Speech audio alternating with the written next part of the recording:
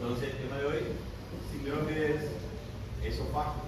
Y para eso vamos a ver que hay un conjunto de enfermedades que se presentan en el esófago, como la calasia, que en este caso se debe a la falta de relajación de nuestro esfínter que une el esófago con el estómago, se llama unión gastroesofágica o esfínter gastroesofágico. Puede ser por enfermedades como el Chagas, que es una enfermedad endémica que destruye la nervación a ese nivel. Pueden ser también enfermedades como dilataciones que se llaman divertículos, que aparecen sobre la capa de la pared de nuestro esófago en forma de sáculo, así como los divertículos del intestino grueso y delgado. Solo que son un poco diferentes. Después tenemos los tumores benignos. Vamos a hablar aquí de algunos tumores que crecen sobre la mucosa, que son sobre elevaciones por lesiones crónicas, o tumores que crecen sobre la capa muscular de nuestro esófago, pero que no tienen tendencia neoplástica. Se crecen, pero una vez que se les extirpa, ya no vuelven a tener recidivas. Después tenemos los cánceres, entre ellos vamos a citar el carcinoma epidermoide y también el adenocarcinoma, siendo el carcinoma epidermoide el cáncer más frecuente en nuestro esófago y todavía sigue siendo una de las patologías más graves del digestivo. Y las lesiones ocasionadas por sustancias, en este caso cáusticas, como ácidos, sustancias alcalinas que pueden llegar a inflamar y perforar el esófago y ocasionar la muerte de nuestro paciente por complicaciones sépticas, ¿verdad? Bueno, vamos a ir viendo cada uno de ellos. Ahora, todos ellos tienen una característica, se manifiestan por signos y síntomas que son semejantes y que van a constituir lo que llamamos un síndrome esofágico. Síndrome esofágico, que se caracteriza principalmente por la dificultad para deglutir. ¿Está bien? Sería la disfagia. Siempre cuando un paciente tiene dificultad para deglutir, ¿qué hace? Hipersaliva. Entonces hay cialorrea. Entonces empezamos a tener mucha producción de saliva en la boca de ese paciente. Cialorrea. Algunos de estos trastornos que estamos citando aquí pueden producir dolor a nivel retroesternal. ¿Está bien? Dolor retroesternal. Y otros pueden ocasionar dolor al deglutir, dinofagia, en este caso dolor a la deglución. Tenemos entonces que estas enfermedades tienen características comunes que ya hacen que el médico sospeche de un trastorno esofágico. Aparte de eso, hay personas que tienen regurgitación de alimentos que fueron digeridos a días atrás o en el mismo día, por incompetencia del esfínter gastroesofágico o porque los alimentos se almacenan, por ejemplo, en divertículos. Y ahí el paciente tiene la salida de reflujo que no es acompañado de náuseas ni de vómito, como en el caso de los cuadros gastrointestinales, por ejemplo, donde el paciente tiene vómito acompañado de náuseas. Acá no hay náuseas, el paciente está hablando y de repente, sale regurgitado algún pedazo de alimento que no se digerió o que ya está en proceso de putrefacción. Es lo que puede pasar. Eso se llama regurgitación de alimentos. Y como esa persona, si es que llega a tener este cuadro así por semanas y meses, como la mayoría de ellos son cuadros de trastornos crónicos, ese paciente puede quedar con secuelas como pérdida de peso y puede llegar a perder hasta 10 a 20 kilos en cuestión de meses, principalmente cuando se trata de tumores o cánceres, donde el paciente entonces tiene una alimentación más líquida. ¿Por qué? Porque no tiene una facilidad para ingerir sustancias sólidas, carne o alimentos muy duros. Bueno, ¿se entiende? Eso, todo lo que yo cité, constituye un síndrome esofágico. El paciente viene, no consigue deglutir o con mucha saliva, o me duele aquí el pecho cada vez que estoy deglutiendo, o a veces salen alimentos, entonces el médico ya sospecha de un síndrome esofágico. ¿Está bien? Es lo que vamos a ir. Ahora, si ustedes se acuerdan, el esófago era a continuación de la faringe, más o menos a nivel del músculo constrictor cricofaringio, por debajo del constrictor inferior. A partir de ahí, que sería su esfínter esofágico superior, también llamado esfínter cricofaringio. El esófago entonces tiene aquí un esfínter, y abajo, cuando se une con el estómago, otro segundo esfínter, que es el esfínter gastroesofágico. Tenemos entonces que el esófago es un órgano tubular hueco, muscular y mucoso, ¿sí? En este caso tiene mucosa muscular, no tiene serosa, lo que tiene es una vaina, una adventicia que es propia de nuestro esófago. Eso es muy importante saber. Mucosa, submucosa, muscular y tiene su vaina. ¿Qué pasa aquí? Como no tiene una serosa, por ejemplo, en los casos de los cánceres, de carcinoma epidermoide, por ejemplo, el cáncer cuando invade las capas del esófago ya se adhiere a los órganos vecinos, como la arteria aorta, como los bronquios, la tráquea, los pulmones, conducto torácico, puede unirse ahí en el mediastino, y en este caso, como no tiene entonces su serosa, hace irradiación y se adhiere a órganos vecinos más rápido. Entonces, cuando realmente un cáncer crece y comienza a dar síntomas, ya es tarde, ya está muy diseminado, ya invadió alguna otra estructura como la arteria aorta que ya no da para quitar, y ya sería prácticamente sin intentos de cirugía para curarle al paciente, porque ya no hay nada que hacer. Entonces, tiene un mal pronóstico, por ejemplo, en este caso, los cánceres. ¿Está bien? Después vamos a citar eso. Bueno, siempre acuérdense de eso, mucosa muscular y su vaina, ¿verdad? Que en este caso sería la vaina esofágica. Luego, ¿quién inerva al esófago? El plexo esofágico. El plexo esofágico recibe ramas de la cadena simpática, así como también recibe ramas del nervio parasimpático, que en este caso sería nuestro nervio vago, décimo par craneal, que es lo que se encarga de hacer que el peritaltismo de nuestro esófago, que también tiene movimientos peristálticos, sean de forma sincronizada, de arriba hacia abajo, ¿verdad? Va empujando el alimento o el bolo alimenticio hacia el estómago en un solo sentido, y tiene que ser sincrónico. ¿Está bien? Tiene que ser sincrónico. Porque cuando nosotros comemos y nos acostamos, ¿quién hace que el alimento refluido vuelva al estómago? Es el esófago. Otro detalle, en este caso el esófago tiene la función de transportar los alimentos. Es una de las características y funciones de nuestro esófago. Simplemente transportar los alimentos de la boca, que son ingeridos, hacia el estómago. Bueno, la parte muscular de nuestro esófago, en la parte superior es músculo esquelético, en la parte media es músculo lisoesquelético, es una zona de transición, y en la parte inferior la musculatura es lisa, ya que no se une con el estómago ahí en la parte inferior. Entonces nuestro esófago tiene varias transiciones de su musculatura, es esquelética, abajo es lisa y en el medio es músculo esquelética, en este caso lisoesquelético. Entonces tenemos 3 tercios, un tercio superior, tercio medio y un tercio inferior. Se puede dividir entonces a nuestro esófago en tercios, superior, medio e inferior. Es muy importante dividir eso, ¿está bien? No olvidar. ¿Dónde va el esófago?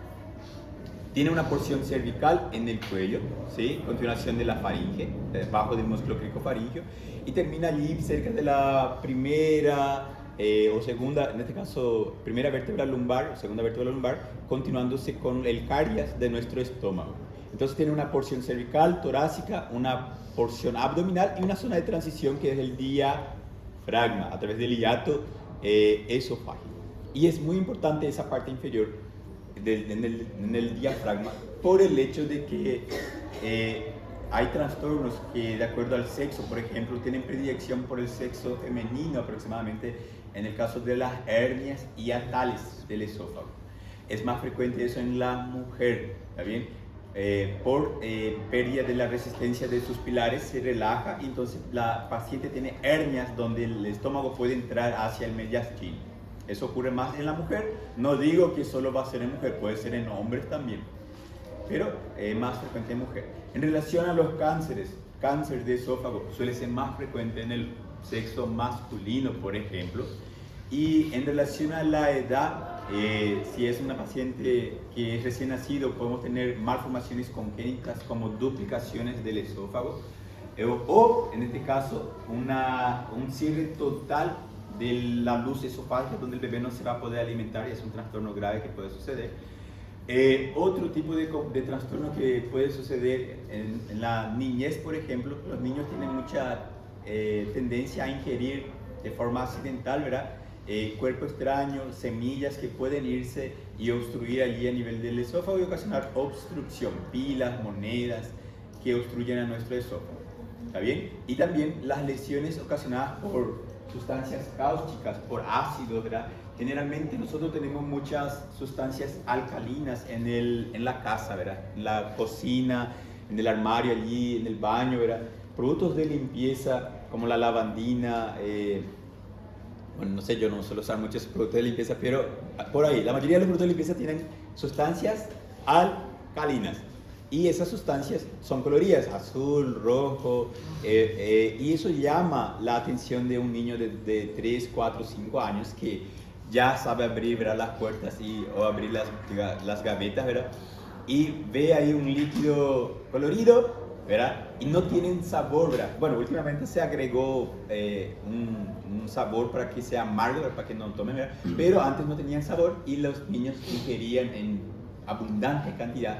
Y eso ocasionaba la muerte por perforaciones del esófago, cánceres a largo plazo, perforaciones del estómago, y eso acababa matando, ¿verdad? Y afecta mucho eso a niños, ¿está bien? Son cosas que tenemos. O en el caso de los adultos también puede suceder que algunos se intentan suicidar, ¿verdad? Ingieren grandes cantidades de esos productos, ¿verdad?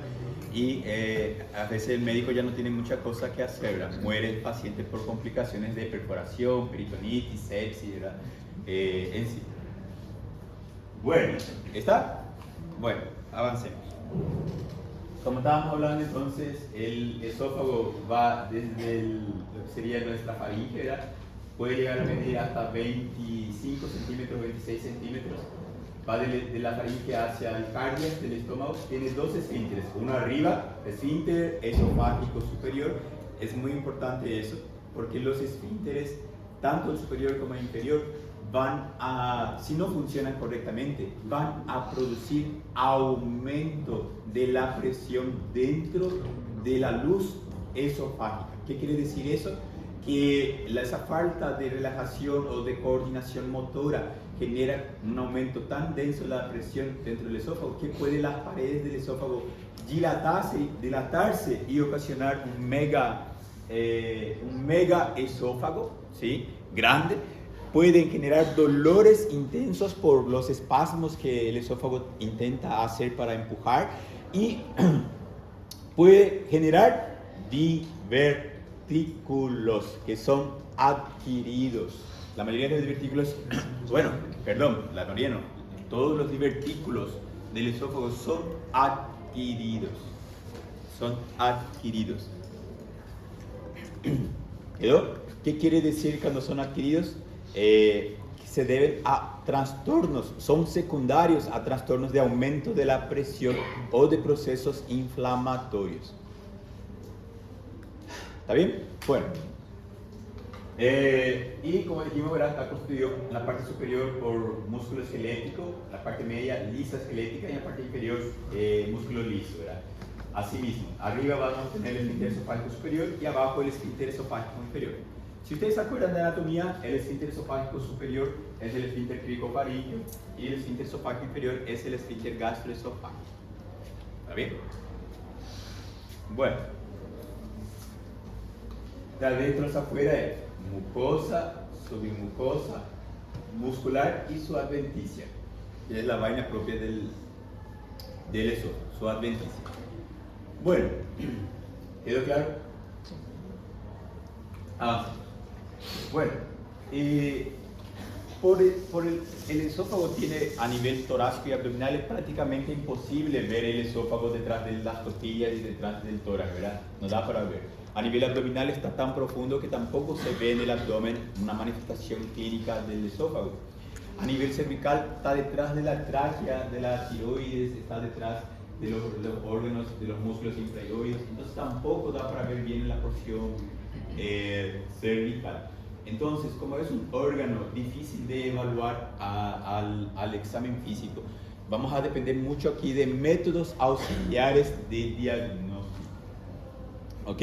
Pero hay algunos detalles que sí se pueden ver al examen físico, ¿verdad? Como en el caso que sea un tumor en un cáncer, suele ocasionar circulación colateral, por ejemplo, porque el tumor puede comprimir en este caso las afluentes de la vena cava superior y ocasionar ingurgitación con varices que se pueden ver a nivel cervical, o el tumor puede ser grande lo suficiente para que se vea de forma visible, si es que es bien grande, ¿verdad? Incluso se puede palpar y delimitar. Otras veces el tumor puede estar por encima de una arteria y tener pulsaciones, tener un falso latido, ¿verdad? Puede ser una inflamación y podemos tener dolor a la palpación. Entonces, ¿qué vamos a ver? Tumoraciones, circulación colateral, podemos palpar. Se puede incluso tener casos en que el tumor, yo puedo apretar el tumor y el tumor puede desaparecer. Puede, en el caso de que sea un divertículo, por ejemplo. Un divertículo es una dilatación del esófago que puede ser grande y que el propio médico, ustedes o el propio paciente viene y le diga, mira doctor, aprieto y desaparece. Y desaparece así en la frente de ustedes, ¿verdad? Entonces cuando sucede eso, pensar en divertículos, por ejemplo. Otras veces el tumor puede crecer a nivel del estómago, a nivel del cardias, allá en el abdomen. Y cuando es muy grande el cáncer del esófago en el cardias, ahí cerca de la unión gastroesofágica, puede crecer hacia el epigastrio y a veces puede ser palpable también por el abdomen. Son las únicas formas en que se puede ver eso. Bueno, entonces como el esófago es un órgano difícil de evaluar y no da muchos detalles, muchas características, vamos a recurrir a la historia clínica y preguntar sobre el sexo y la edad de ese paciente. En la edad, como dije, podemos tener malformaciones congénitas como falta de perforación del esófago, donde el esófago está cerrado en su totalidad, o duplicaciones del esófago. O en el caso que sea un niño de 2, 3, hasta 5 años, ¿verdad? Generalmente pueden tener allí una dificultad para deglutir porque ingirieron un cuerpo extraño, mueda, pilla, culica, pedras, lo que sea, ¿verdad? Que haya obstruido el esófago. O las lesiones ocasionadas por ingesta de productos cáusticos, ácidos, álcalis, productos de limpieza, ¿verdad? Y también en el caso del adulto mayor, generalmente un paciente de 40, 50 años para arriba, yo sospecharía de un cáncer, un carcinoma epidermoide que es frecuente a partir de los 40 años para cima. Entonces hay que tener eso siempre en la mente, ¿verdad? A no ser que el paciente relata que también haya ingerido cuerpo extraño, espina de peixe, de pescado, huesos de gallina, ¿verdad? Que algunos mastican y tragan y puede llegar a lesionar el esófago. Algunos pacientes ingieren la hamburguesa y van y no prestan atención a los palitos y el palito también se queda encravado ahí en el esófago y puede llegar a perforar. Bueno, en relación al sexo, como dije, las hernias hiatales son más frecuentes del hiato esofágico, son más frecuentes en las mujeres por aumento de la presión del abdomen durante la gestación. Es un ejemplo nomás, no quiere decir que solo la mujer, el hombre también puede tener. En relación al hombre es más frecuente el cáncer, por ejemplo, y divertículos también, divertículos del esófago son más frecuentes, 3 veces más frecuentes en el hombre que en la mujer. Bueno, vemos acá. Y el motivo de consulta va a ser dificultad para deglutir, que es el motivo de consulta más frecuente. El dolor retroesternal, la odinofagia, que es como la sensación de un ardor o que un gato está arañando el esófago, ¿verdad? Mientras el paciente deglute, dolor a la deglución. Podemos tener cialorrea, que es la hipersalivación, que siempre va a estar acompañando a la disfagia. Regurgitación de alimentos desde el estómago de manera espontánea, sin que esté acompañado de esfuerzos o de náuseas. O sea, no tiene antecedentes de náuseas. Se está hablando, no, estaba bien, ni intervino ni nada más, salió el alimento aquí. Eso no quiere decir, porque yo sé que de aquí, de todos ustedes aquí, más del 90% ya tuvo algún reflujo de alimentos, ¿verdad? Comió de más, se exageró de todo y refluyó. Eso es normal, porque a veces la presión si ustedes exageraron en los alimentos, se produce fermentación, gas a nivel del estómago, y ese gas, cuando dilata mucho, supera la fuerza de resistencia de nuestro esfínter, de la unión gasoesofágica, y puede refluir hacia el esófago. No viene acompañado de náuseas, simplemente el paciente tiene un reflujo, ¿verdad? Pero en el caso de las hernias hiatales, por ejemplo, como dijimos que es más frecuente en la mujer, suele ser algo que puede ser muy constante y puede afectar el estilo de vida de esa paciente e incluso complicarse. Y en relación al peso, ¿verdad? Podemos tener pérdidas de hasta 30 kilos, ¿verdad?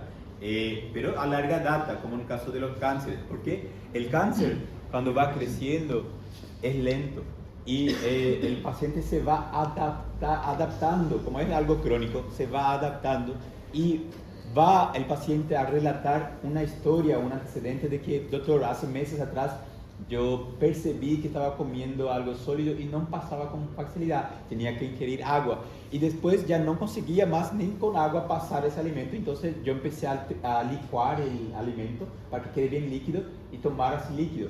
Y después de meses tomando ese líquido así, después ni el líquido ya no pasa. Y ahí recién, ¿verdad? La gente demora mucho para irse al hospital, ¿verdad? Ya cuando ya está muy avanzado el cáncer y no hay muchas cosas que se pueda hacer, ¿verdad? Tiene una mortalidad muy elevada. Vamos a ver entonces a la inspección: tumoraciones, circulación colateral y ingurgitación de los vasos yugulares, porque el tumor puede comprimir los afluentes de la vena cava superior. La circulación colateral puede ser también por compresión, ¿verdad? O el tumor que va creando nueva vascularización y se puede ver eso en la superficie de la piel como circulaciones colaterales, ¿verdad? Y a nivel del tumor se puede ver en el cuello o en el abdomen, como habíamos dicho, ¿verdad? Pero nunca esperar encontrar un tumor que ya sea palpable en el abdomen o en el cuello. Nunca esperar eso, ¿verdad? De ser preferente era hacer el diagnóstico en un examen de rutina o identificar cuáles son los signos y síntomas de forma temprana para tratar de encontrar la enfermedad en su inicio y que el paciente tenga allí posibilidad de tener un estilo de vida adecuado y vivir por muchos años, ¿verdad? De curar con intenciones curativas.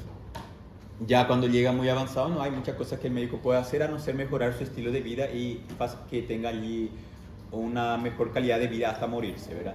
Mejor calidad de vida es aquel paciente que puede comer, que no tiene dolor, que puede cagar y que puede respirar bien. Esa es una calidad de vida excelente que tiene que tener una persona, ¿verdad? Y que pueda locomoverse, ¿verdad? Entonces, por lo menos eso, que muera sin sufrir, sin tener dolor, o que pueda comer por lo menos sin pasar hambre, o que en su abdomen no se distienda por cuadros de obstrucción. Todo eso tenemos que ir viendo, ¿verdad? Para solucionar. Bueno, a la palpación, los tumores cervicales, nosotros vamos a ver, acá está muy resumido, pero se tiene que ver si es doloroso, medir el tamaño, puede medir con pincel, apretar, comprimir y ver si el tumor desaparece, que puede ser lo que dijimos un divertículo, es característico de un divertículo de Senker eso. O en el caso puede tener latidos, al palpar yo puedo ver pulsaciones falsas, porque el tumor puede estar cerca de la carótida, por ejemplo, y se puede mover por la pulsación de la carótida. Así como también a nivel del estómago, en la parte superior del epigastrio, en el caso ya indicaría que un tumor del esófago ya invadió el estómago, entonces no hay mucha cosa que se pueda hacer, ¿verdad? Después tenemos los ganglios que pueden estar hipertrofiados a nivel cervical. El esófago también, el conducto torácico también drena toda la linfa de nuestro esófago. Si hay un cáncer, puede hacer metástasis a nivel linfático. Aquí hay un ganglio que se llama ganglio estrellado de Neubauer, se puede crecer por allí y formar una tumoración, a veces solo del lado izquierdo, porque solo hay del lado izquierdo el conducto torácico. ¿Está bien? Bueno, y como dijimos, es muy insuficiente este tipo de examen físico, ¿verdad? No hay muchas cosas que nos va a informar. Y a veces puede que no tengan nada, pero tengan un cáncer ya el paciente. Entonces, vamos a ser obligados a recurrir a métodos auxiliares de diagnóstico. Entre ellos tenemos la radiografía, que puede ser una simple radiografía de tórax o combinada con un examen varitado, con contraste varitado. Entonces tenemos la radiografía varitada. ¿Qué va a mostrar la radiografía varitada? Con contraste de bario. En la radiografía se va a ver el esófago, las paredes, el contorno, si es liso, si es irregular, si hay defectos de relleno del contraste. Vamos a ver divertículos que van a ser visibles, tanto que el método gold estándar para divertículos es el esofagograma. ¿Qué es esofagograma? Radiografía del esófago con bario. ¿Quieren anotar definición de esofagograma? ¿Verdad? Esofagograma, nosotros pedimos así, esofagograma. Ahora, si ustedes se olvidan de esa palabra, pueden también solicitar radiografía del esófago con contraste, ¿verdad? Porque ahí ya hay más para quien se olvidó, ¿verdad? Radiografía del esófago con contraste varitado. Se ven divertículos, es gold estándar. Y también para acalasia, también es gold estándar para hacer el diagnóstico de acalasia. Puede ver un esófago dilatado, mega esófago, ¿está bien? Bueno, eso es lo que se puede ver en la radiografía. Luego, si hay perforaciones, también el contraste puede tener fuga de contraste que puede irse hacia el mediastino, ¿está bien? Puede irse hacia el mediastino en el caso de pacientes que ingirieron sustancias cáusticas y se perforó el esófago. Al tomar el contraste, pasa por la perforación y va hacia el mediastino. Y ahí es gravísimo eso, ¿verdad? Bueno, otro método de diagnóstico. Nunca botó con micrófono. No, yo consigo. ¿Está para escuchar ahí? ¿Verdad? Bueno, el último método de diagnóstico gold estándar, que también es buenísimo para cáncer, esofagitis, pólipos, es la endoscopía. Esófago endoscopía. Y se va a ver si hay divertículos, si hay, en este caso, un tumor que puede ser benigno o maligno. La endoscopía permite también hacer toma de muestras de tejido para biopsia y anatomía, para hacer biopsia y anatomía patológica. También permite estadificar los grados de una tumoración, de varices, de obstrucción. Permite clasificar, en el caso que tengamos hemorragias digestivas, si ustedes se acuerdan, estamos hablando sobre eso, ¿verdad? Va la endoscopía a ayudar a clasificar, dependiendo de cuál sea la patología, diagnosticar y si, por ejemplo, ve allí un tumor que está sangrando, puede cauterizar o inyectar alguna sustancia vasoconstrictora para detener la hemorragia. Entonces puede ser diagnóstica y terapéutica la endoscopía. Además, como en el caso de la acalasia, por ejemplo, donde el esfínter no funciona, está estenosado, está cerrado, la endoscopía puede dilatar eso de forma forzada, con un balón que se insufla y dilata el esófago. A eso, de forma que el paciente pueda deglutir nuevamente de forma normal. Entonces es terapéutico nuestra endoscopía. Bueno, tenemos acá la radiografía simple de tórax. Pueden descartar patologías pulmonares que pueden tener fístulas con el esófago, fístulas bronquioesofágicas, por ejemplo. Puede combinarse con contraste varitado y en este caso va a mostrar toda la funcionalidad del esófago, posición, si está dilatado, ¿verdad?, o estrecho, si tiene alguna superficie irregular, el aspecto de la pared, si tiene defectos de relleno, nichos, divertículos, rigidez, el contorno, la actividad motora. Entonces el esofagograma o la radiografía del esófago con contraste va a permitir ver la función motora del esófago, si está bien coordinado o no, la resistencia del esfínter gastroesofágico puede darnos características de un megaesófago, por ejemplo. Y la endoscopía, ¿verdad?, permite ver directamente si hay algún cuerpo extraño y retirar el cuerpo extraño, ver la mucosa si está con ulceraciones o inflamación o la presencia de tumores, ¿verdad? Permite ver los orificios de divertículos, permite ver si hay varices y estenosis. También puede tomar muestras para biopsia y también puede dilatar, detener una hemorragia, también se puede utilizar por métodos terapéuticos. Bueno, acalasia es uno de los primeros que vamos a citar, la acalasia, y se caracteriza por pérdida de relajación del esfínter esofágico inferior. Esa es la definición. Vamos a tener entonces que, como el esófago aquí en la unión gastroesofágica no se dilata, ¿qué va a ocasionar? El paciente come, la comida tiene un obstáculo, no consigue pasar hacia abajo, ¿verdad? Y si pasa, es porque el paciente hace fuerza y ahí pasa. Y todo eso es algo que puede de forma crónica hacer que el esófago entonces dilate y queda con un mega esófago. Entonces, en la acalasia podemos tener mega esófago, el esfínter esofágico inferior no se dilata y podemos tener dos tipos de acalasia.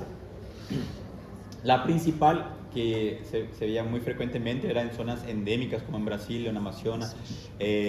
Tenemos en Bolivia, también en Venezuela también suele haber, es la transmitida por la enfermedad del barbero, por el vector barbero, que es por el Trypanosoma cruzi, la enfermedad del Chagas. Entonces yo puedo tener la acalasia chagásica, que es transmitida por el Trypanosoma cruzi, y la acalasia no chagásica. Entonces hay dos tipos de acalasia, chagásica y no chagásica. Vamos a clasificar así, vamos a dividir. La chagásica, ya hablamos, transmitida por el Trypanosoma cruzi. ¿Cuál es la característica de esa enfermedad? Que el Trypanosoma cruzi afecta a los plexos de Auerbach y Meissner, que son lo que inervan. Meissner es aquella parte de la inervación del plexo que inerva la submucosa, y Auerbach la parte de la muscular. ¿Está bien? Saben que el esófago tiene musculatura longitudinal, así, de arriba hacia abajo, y tiene fibras circulares, que son en forma de anillos, que se contraen de forma sincrónica para hacer el peritaldismo. Pero cuando tenemos una destrucción de esos plexos de Auerbach y de Meissner, entonces el esófago ya no tiene un peritaldismo adecuado y el esfínter esofágico inferior tiene un cierto tono de repouso. ¿Qué es ese tono? Es un tono ya programado que es lo suficiente para evitar un reflujo del estómago hacia arriba, un reflujo gastroesofágico. Pero cuando deglutimos y el esófago empieza a hacer peritaldismo, ese esfínter se relaja para permitir el pasaje de los alimentos al estómago. Y cuando paramos de comer, el esfínter vuelve a su tono de reposo. Pero cuando hay la enfermedad del Chagas, en el caso de la acalasia chagásica, ese esfínter ya no tiene relajación, ya no se relaja, el paciente come, pero el esfínter ya no tiene esa capacidad de relajarse. ¿Entienden eso? Entonces, ¿qué pasa? La parte superior del esófago tiene que intentar empujar el alimento a través de ese esfínter que ya no se relaja y a veces consigue, ¿verdad? Y entonces el paciente lleva una vida así dificultosa, ¿verdad? Con disfagia, y el esófago se va adaptando. ¿Cómo? Creciendo, de forma dilatada, mega esófago. La forma non chagásica, aquí no hay chagas. Todavía no tiene una explicación científica muy bien esclarecida. Se cree, la hipótesis diagnóstica, es que hay un cuadro viral o bacteriano, una infección, que afecte la inervación e hiperestimule las fibras nerviosas del plexo esofágico, lo que genera mayor presión y fuerza de presión a nivel del esfínter gastroesofágico o el esfínter esofágico inferior. ¿Entienden? Entonces aquí ocurre lo opuesto que la enfermedad de la calasia chagásica. La enfermedad de la calasia chagásica simplesmente el esfínter no se relaja, allí no hay un aumento de la presión, solamente no consigue se relajar. Y eso dificulta el pasaje. Aquí tenemos un obstáculo donde el propio esfínter está hiperestimulado. Y entonces hay un aumento del tono, y a eso se llama hipertonía.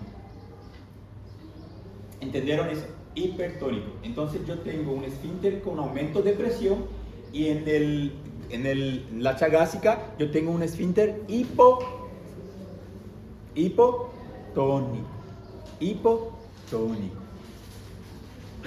En la no chagásica no es solo el esfínter que está hipertónico, sino que el peritaltismo y las ondas de amplitud peristálticas del lado de la clase no chagásica están más aumentadas y duran mayor tiempo. ¿Qué quiere decir eso? Que el paciente tiene allí un espasmo intenso y eso genera dolor, porque es brusco el espasmo, y genera dolor intenso retroesternal. En la calasia no chagásica tenemos más síntomas dolorosos. ¿Se entiende? ¿Y sabían que un copo de agua fría puede hiperestimular el peritaltismo y desencadenar más todavía dolor en ese paciente? El paciente va a decir, doctor, tomo agua fría y duele, entonces tengo que tomar agua tibia para que no duela. Entonces, son trastornos que el paciente va a relatar. En la enfermedad chagásica, donde hay chagas, allá no hay peritaltismo. Entonces el paciente solamente va a relatar dificultad para deglutir porque tiene que hacer fuerza la deglución para empujar los alimentos hacia el estómago. Solamente va a tener eso. Dolor va a ser leve o no va a tener dolor. ¿Entienden?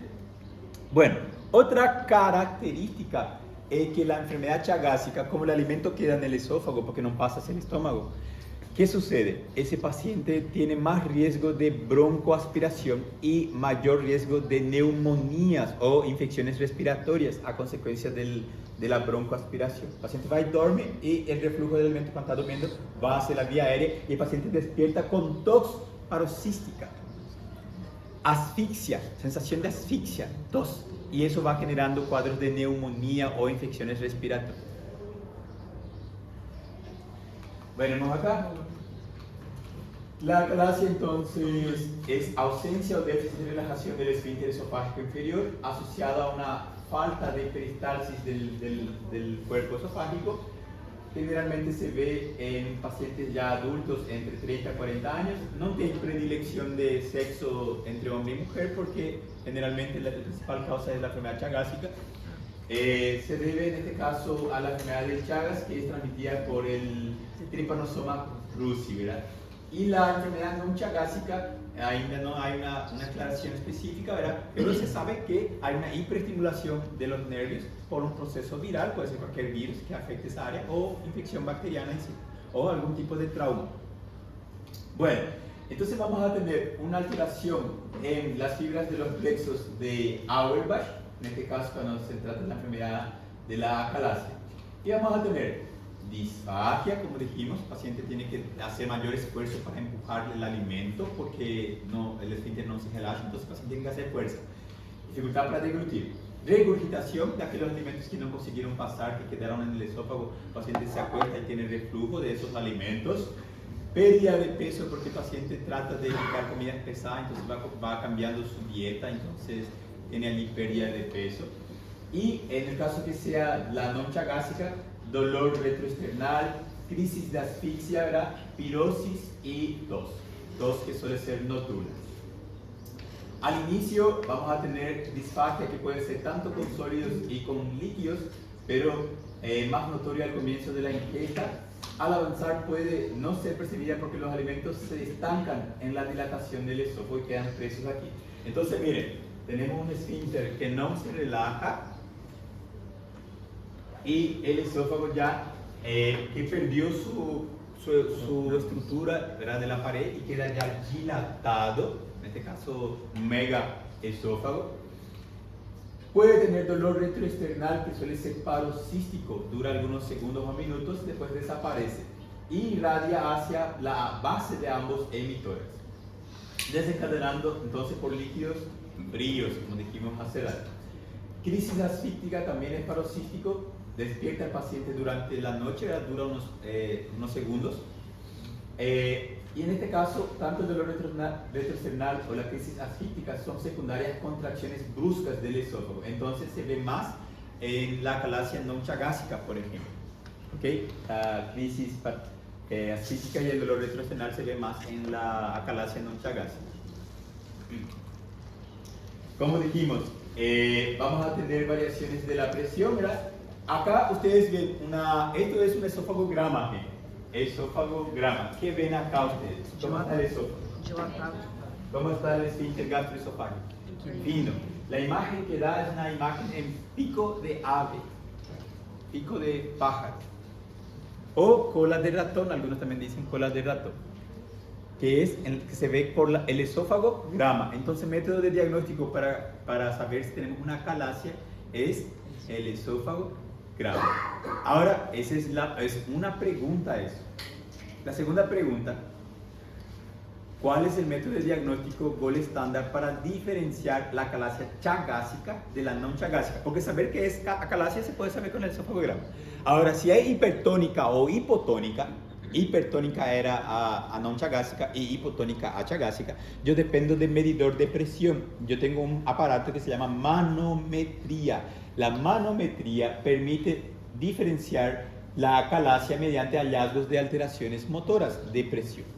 Dice, el esfínter esofágico inferior se detecta una presión superior a lo normal, o si no, no existe relajación o es insuficiente como en la enfermedad del Chagas. Entonces, si vemos que el tono del esfínter está hipertónico, es non chagásica. Si está relajado, o sea, si no consigues relajar nuevamente, pero la presión es baja, entonces es chagásica. Entonces, repito, la chagásica es hipotónica y la non chagásica es hipertónica. ¿Y eso quién diferencia? Es la manometría esofágica, gold estándar. ¿Están anotando esos detalles? La pregunta es, usted tiene que prestar atención en la pregunta, porque a veces yo pregunto en el examen, ¿cuál es el método diagnóstico gold estándar para acalasia? Y me colocan directamente manometría. No, yo solo quería saber si hay acalasia, no pregunté si hay chagásica o no chagásica. Ahí es el esofagograma. ¿Entendieron? ¿Con lembrar de eso? Bueno. Peraí, repete aí então. Agora sí, ¿verdad? Ustedes saben ya cómo fue la prueba sumativa, pegadillas. Va a haber muchas pegadillas en esta parcial y una de ellas son esas pegadillas. Y voy a colocar allí esofagograma, manometría, cachimetría, endoscopía, voy a colocar todo eso. El gold estándar para saber si es solamente acalasia, no importa si es chagásica o no chagásica, siempre es el esofagograma. ¿Qué es esofagograma? Radiografía esofágica con contraste paritado. Ahora, si la pregunta es ¿cómo se diferencia la enfermedad de la acalasia chagásica de la non chagásica? Es a través de la manometría. Bueno, otra imagen que vamos a tener, no sé si ustedes ya tienen el slide, ya les pasaron ya el slide a ustedes. Vean que este no se puede pintar, ¿verdad? Bueno, con bolígrafo. Acá tenemos en flecha azul dilatación. Aquí se ve la pared del esófago, ¿ven? Pared. Aquí también pared. Está ensanchado. Mega esófago. Uno. Otro. Pico de ave.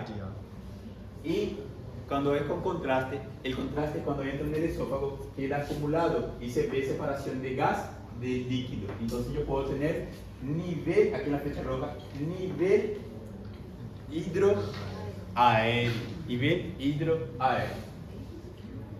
Bueno, y casualmente el paciente tiene también allí una masa radioopaca que está dentro del esófago, que es un tumor esofágico. Además de tener una acalasia, tiene un tumor allí el paciente.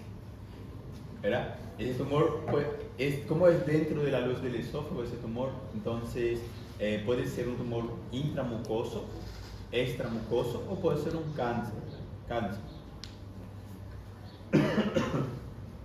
Bueno, avance. no anterior. A flecha azul era o que já? Es la dilatación del esófago. Dilatación. Repito, vamos a tener entonces niveles hidroaéreos, ¿sí? Imagen en cola de ratón o pico de pájaro, ¿sí? Pico de pájaro, eso, cola de ratón. La cámara gástrica del estómago, como no está pasando gas y desaparece aquí la cámara gástrica, es un hallazgo frecuente. Y ya está. Ahí, pico de ave o pico de pájaro. Ese es un mega esófago, es una acalasia. Ahora, saber si es chagásica o no chagásica depende de la manometría. La manometria vai dar valores de pressão. E aí ustedes van a saber. Doutor, não seria, e fazer uma sorologia para ver Chagas, não seria? También, pero es más rápido que manometría. Más rápido, y ya sabes. Bueno, ¿cómo va a ser la clínica? Acá yo le puse una tabla diferenciando la chagásica de la no chagásica. La hipotónica es chagásica, la hipertónica no chagásica. Vamos a tener en la enfermedad de Chagas un mega esófago mucho frecuente y en la hipertónica poco acentuada. ¿Por qué? ¿Quién sabe me explicar?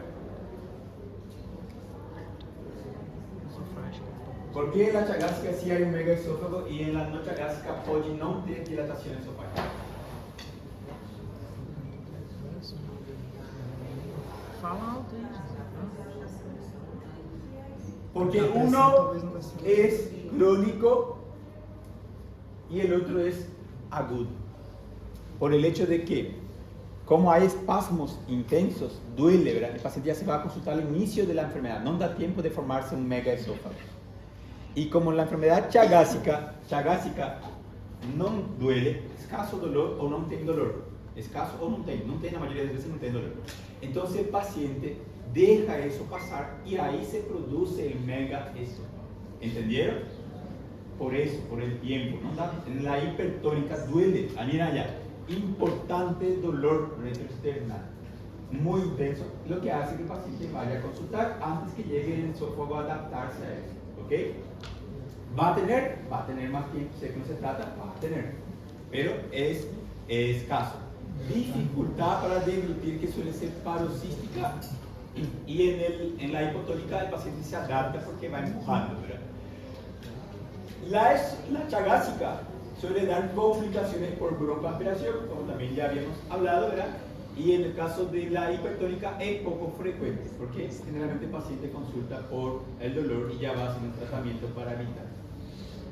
La manometría, la chagásica, las ondas de amplitud y contracción están disminuidas. En la hipertónica están aumentadas. Eso explica el dolor, porque el paciente está con un aumento de su fuerza de contracción y de la amplitud y duración. Duele mucho eso, duele mucho. Puede durar minutos. ¿Bien? Puede durar minutos. Y si viene el paciente sin dolor, en el momento en que nota tener espasmo, le den un vaso de agua y va a desencadenar dolor. Ahí tienen que darle analgésico después del paciente, porque va a doler. ¿Está bien? Y ustedes se ocasionaron eso, entonces ustedes tienen que calmar el dolor de ese paciente. ¿Sí? Yo ya hice eso. Y duele. El paciente dice después del dolor, después tuve que hacer una hidratación, un analgésico y hay que hacer. Bueno, anotaron todo. Solo terminar el tratamiento acá, ya les voy a esperar para un receso. El tratamiento puede ser farmacológico, endoscópico y quirúrgico. Hay tres formas, anotar así en esa secuencia. Farmacológico, primero siempre se empieza por lo farmacológico, que en este caso puede ser bloqueadores de los canales de calcio, como la nifedipina o el verapamilo, que se tiene que hacer de forma constante ya, de forma constante. Por día tiene que tomar, cada día, de forma periódica. Caso el paciente tenga todavía dolor o tenga complicaciones y no mejora o no está teniendo una buena evolución, entonces utilizar en este caso la cirugía endoscópica con balón inflable. Este balón que el endoscopista va a colocar la fibra óptica a nivel del esfínter gastroesofágico, ¿verdad? Y de ahí va a empezar a insuflar un manómetro, ¿verdad? Tiene una manguerilla que va a insuflar una bombilla. Y esto va a ir creciendo y desgarra y dilata el esfínter gastroesofágico. Solo que tiene un problemilla. Cuando desgarra, ya no vuelve a su estado de reposo normal de antes. Entonces el paciente tiene unas secuelas de eso. Antes no pasaba, ahora pasa cualquier cosa, entonces tiene refluxos. Entonces a veces puede fallar también el tratamiento endoscópico con dilatación, con balón inflable. Entonces el último método y el mejor método, ¿verdad? Cuando falla todo eso es la esofagocardiotomía, que consiste en hacer una incisión de descarga sobre la unión del esófago con el esfínter gastroesofágico. Se libera la presión y después se hace una fundoplicatura de Nissen. Se da una vuelta del fundus de nuestro estómago, que es bien flexible. Damos una vuelta, pasamos por detrás del esófago, pasamos allá atrás y volvemos a estirar por acá y suturamos de nuevo aquí en la frente. Eso crea un esfínter accesorio. Nosotros creamos de forma quirúrgica un esfínter. ¿Por qué? Porque al hacer la esofagocardiotomía de Haller, al cortar esto, sabemos que va a quedar con refluxo, ¿verdad? Entonces hacemos la fundoplicatura de Nissen. A eso se llama esofagocardiotomía de Haller. ¿Está bien? Bueno, ahora sí, receso, después continuamos. 15 minutos.